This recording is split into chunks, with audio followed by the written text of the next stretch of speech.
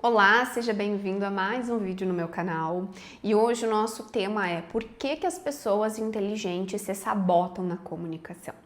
E talvez esse é um vídeo que realmente fará com que você se identifique muito.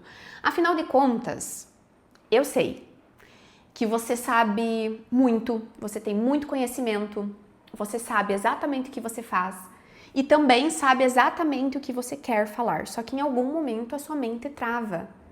Ou a sua mente começa a acelerar, o seu corpo tensiona e aquela mensagem que deveria sair de uma maneira assertiva e natural simplesmente vai por água abaixo. E é nesses momentos que as dúvidas começam a aparecer. Por que mesmo sabendo tanto eu não consigo falar bem? Ou por que sempre isso acontece comigo? Por que quanto mais eu tento cuidar da minha comunicação, parece que menos eu falo bem? E aqui nós temos que, então, entender alguns pontos, porque, afinal de contas, quando nós temos clareza do que nos acontece, fica muito mais fácil nós agirmos para que as coisas possam se resolver. Fica muito mais fácil adotar caminhos assertivos para a resolução dessas nossas demandas. Então, um ponto essencial que nós precisamos conversar é em relação à nossa inteligência e à nossa segurança emocional. Veja, uma coisa é você ser inteligente, é você ter muito conhecimento sobre um determinado assunto. Outra coisa é você ter uma inteligência emocional desenvolvida para entender tudo o que acontece contigo, identificar teus sentimentos, identificar quando é o momento de aplicar as técnicas de regulação. E outra coisa diferente disso tudo é a sua segurança emocional. Se você já assistiu os outros vídeos aqui do meu canal, possivelmente você já identificou algum que nós tenhamos falado sobre o medo de falar em público, certo? E nos outros vídeos eu comentei, e vale a pena reforçar aqui, que a segurança ela não vem simplesmente do uso de uma técnica de oratório, uma técnica de comunicação. Claro que sim, isso é muito importante, mas ela vem principalmente do nosso eixo interno bem regulado. Porque se aqui dentro as coisas não estão fluindo bem, você pode ter certeza que tudo que nós externalizamos também não sai de uma maneira coerente. E nesse sentido todo que eu digo que a nossa comunicação é um reflexo de tudo o que existe dentro de nós.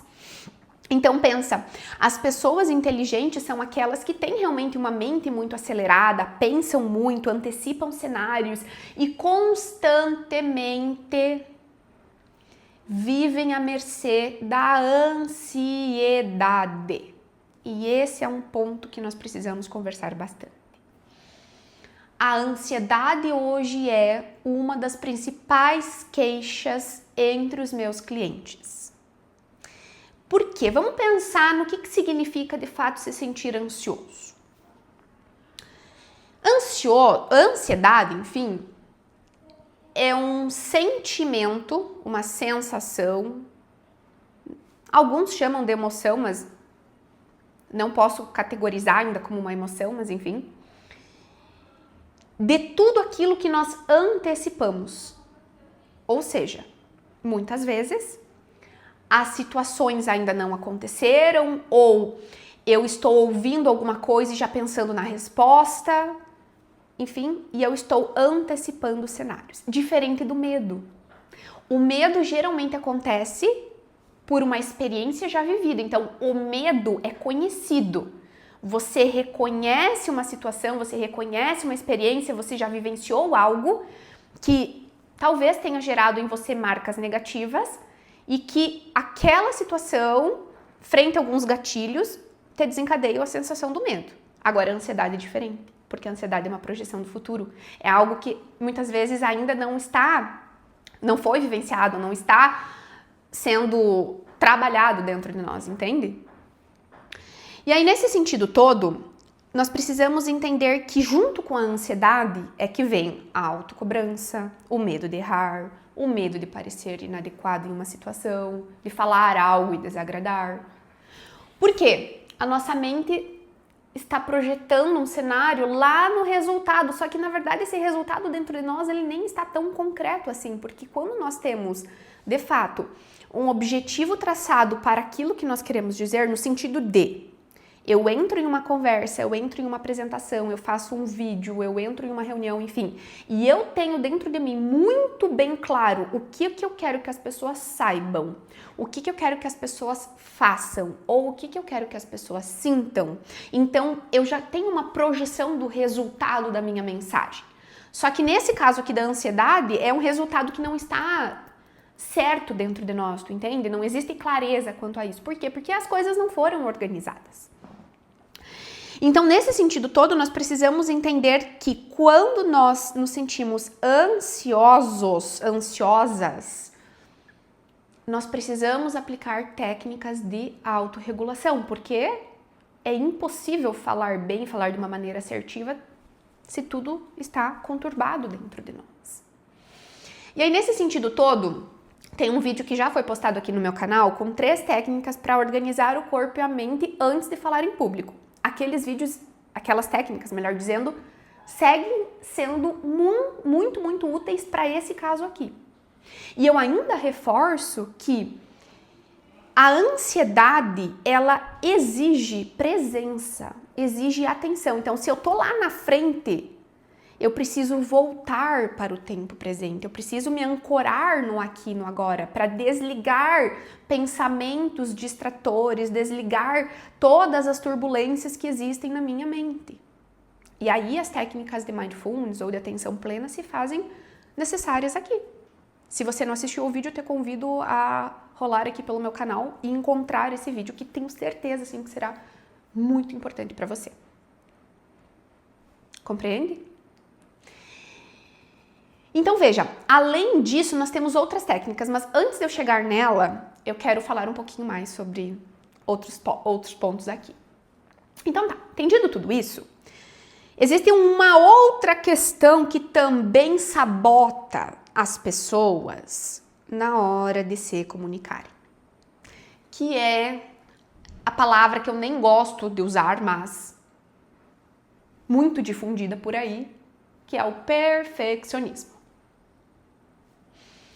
O perfeccionismo esconde o medo de falhar, o medo de se sentir julgado, o medo de sentir vergonha, o medo de sentir culpa na hora de se comunicar.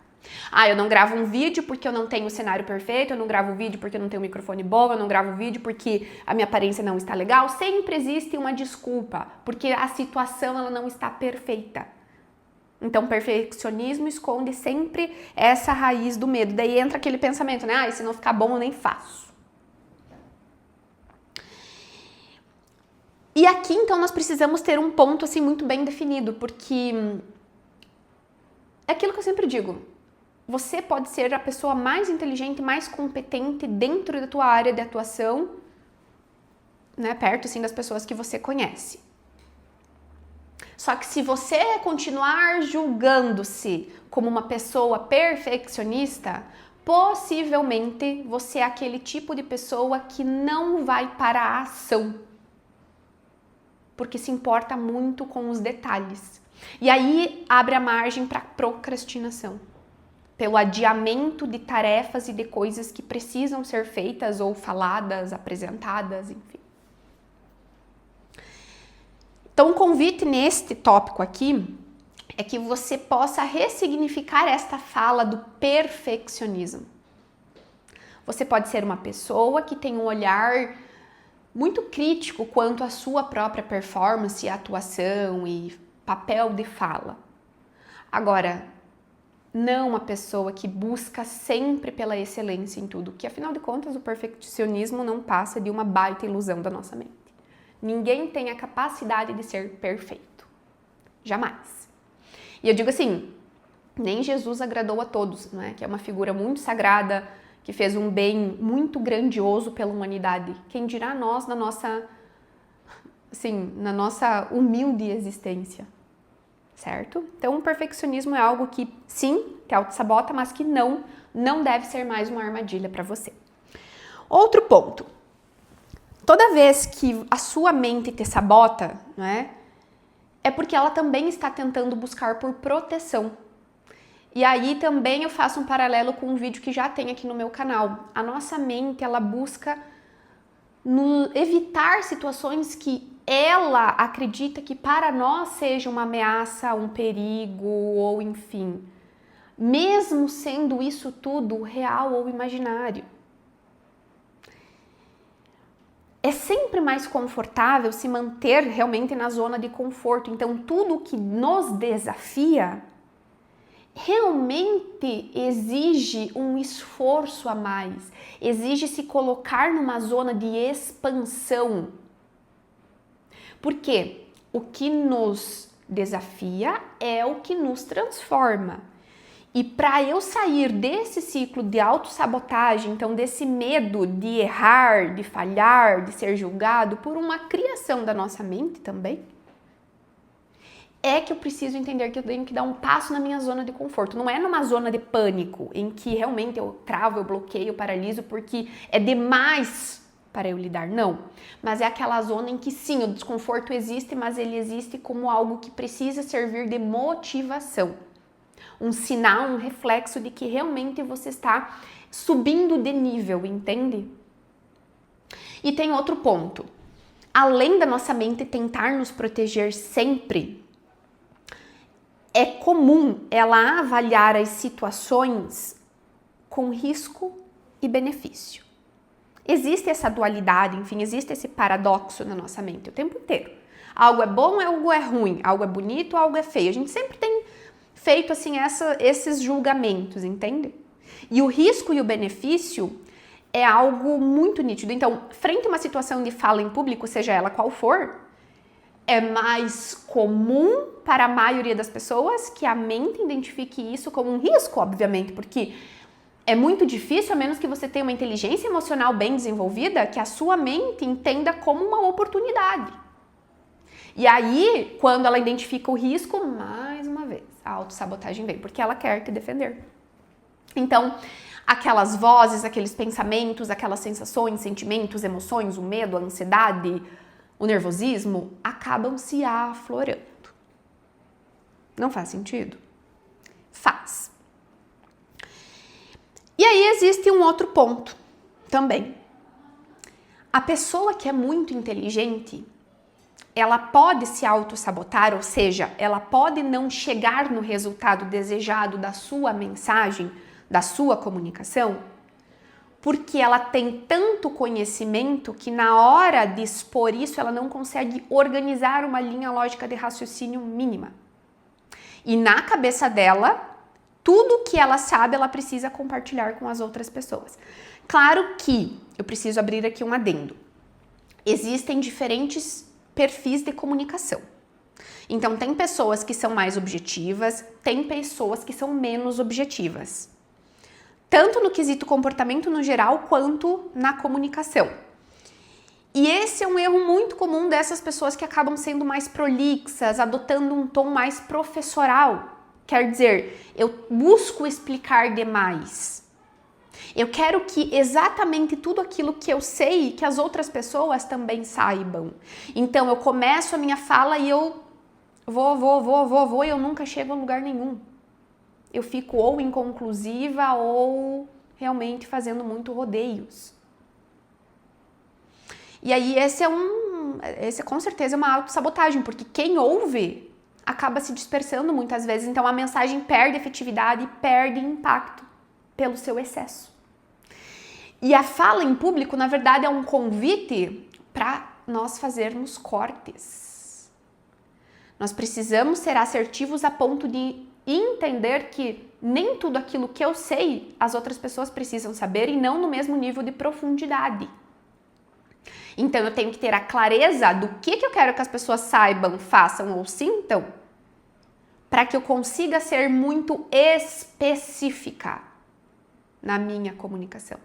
E quando eu sou específica, quando eu sou clara, quando eu sou assertiva, eu também demonstro mais autoridade. E a autoridade não vem por eu mostrar que eu sei muito, mas por eu falar de modo que realmente faça sentido para as outras pessoas e que as outras pessoas entendam o que eu estou querendo dizer. Ok? E um outro ponto assim que nós precisamos entender também como uma virada de consciência e que já foi falado anteriormente. A nossa comunicação, ela exige regulação emocional, ela exige clareza e ela exige também a nossa confiança interna. Regulação emocional, que abre portas para nossa clareza, que abre portas para nossa confiança. Então eu quero passar a você agora 2 dicas para amarrar isso tudo aqui que nós falamos. A primeira dica é quanto à ansiedade. Quando você se identifica, então, numa situação que está te desencadeando ansiedade, eu tenho uma reunião daqui a pouco, eu tenho uma conversa difícil, eu tenho uma apresentação amanhã, enfim. Você precisa conversar com a sua mente, você precisa de técnicas que sejam para você uma técnica de regulação exatamente. Por que regulação, Aira? Porque a emoção, enfim, o sentimento, ele não pede licença, ele simplesmente aparece. O que nós precisamos fazer enquanto seres com uma boa inteligência emocional é lidar, agir a partir deles. Então, bem, você precisa identificar claramente qual é o teu gatilho da ansiedade. Então, eu tenho uma reunião amanhã e amanhã nessa reunião estará presente pessoas que são muito importantes, que têm um nível de poder, enfim, superior a mim, elas estão acima de mim em alguma hierarquia, seja familiar ou seja dentro da empresa, enfim. E eu percebi que para mim é um gatilho quando eu me coloco em ambientes de poder.